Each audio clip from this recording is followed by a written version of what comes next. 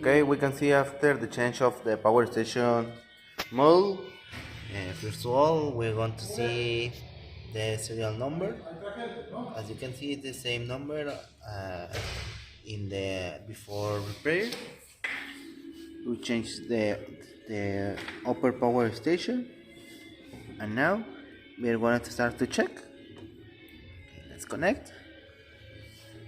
Okay, and turn on. As you can see, when we connect the power station, we don't send here or the fan doesn't start to work. Okay, we can see the charger start to work normally without any problems, and that's going to start to charge normally.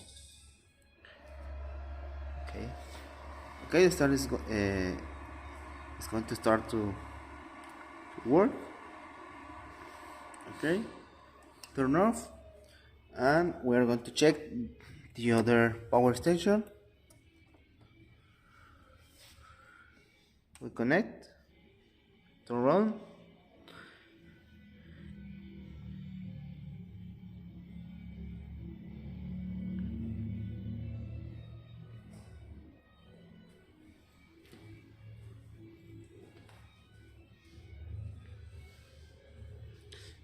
As you can see, the charger is working normally. Any power charge mode has the problem with the fans.